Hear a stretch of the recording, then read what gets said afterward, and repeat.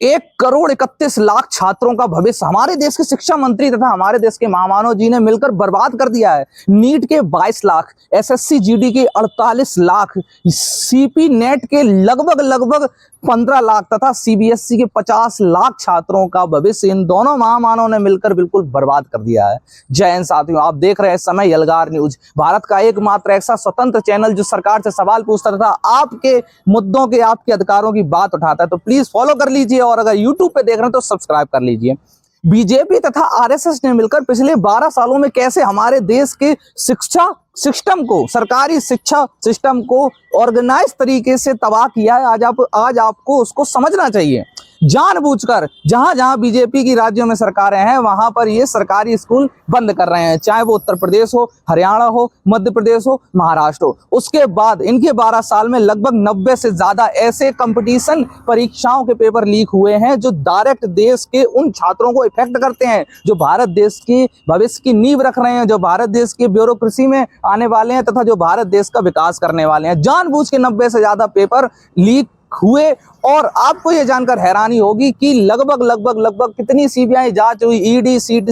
CID, सारे बड़े संस्थानों ने जांच की और एक आरोपी ये नहीं बता सकते। मैं चैलेंज करता हूं बीजेपी, आरएसएस, पूरी संस्था, मोदी, सारे इनके मंत्रियों को चैलेंज करता हूं, ये एक आरोपी ऐसे बताए जो 12 साल में 90 पेपर लीक हुए और एक भी आरोपी इन्होंने पकड़ा हो। अभी हाल में सिर्फ 4 महीनों में लगभग 4 बड़े एग्जाम लीक हो चुके हैं, जिसमें आपका नीट है, एसएससी जीडी है। वहां तो छात्र जब परीक्षा देने गए तो वहां सेंटर्स में क्षमता से ज्यादा छात्र बुला लिए और पेपर कैंसिल करना पड़ा, बाद में लीक साबित कर दिया। उसके बाद आप समझिए कि जो संस्थानों में एंट्रेंस का एग्जाम होता है, सीपी नेट नाम से होता है, वो बिल्कुल नहीं करा पाए और अब सीबीएसई जिसमें इंटर हाई स्कूल के बच्चे एग्जाम देते हैं, जो आईआईटी तथा जेई मेंस जैसा एग्जाम निकाल रहे हैं, उनके नंबर कम आए और इसकी सीबीएसई कोई जिम्मेदारी लेने को तैयार नहीं है। अब आप समझिए, जब इनके खिलाफ हमारे देश के जो यूट्यूबर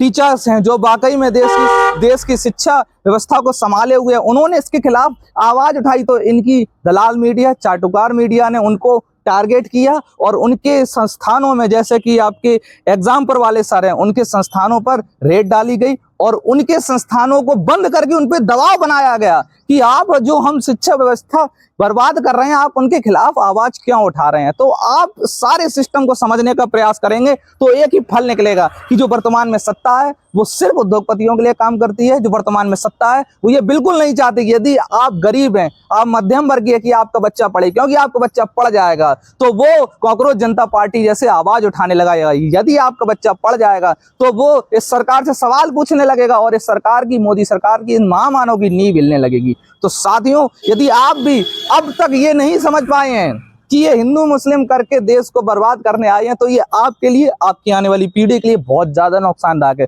और यदि आप समझ गए हैं तो इस आवाज को उठाइए, जहां भी हो, जैसे भी हो, इस सरकार के खिलाफ आवाज उठाइए, क्योंकि अब बात बच्चों के भविष्य तक आ गई है। और यदि हमारी वीडियो अच्छी लगी हो तो हमारे यूट्यूब चैनल को सब्सक्राइब कर लीजिए और हमें फेसबुक पे फॉलो कर लीजिए, क्योंकि यलगार न्यूज एकमात्र ऐसा चैनल है जो आपके हक की बात करता है। जय हिंद साथियों।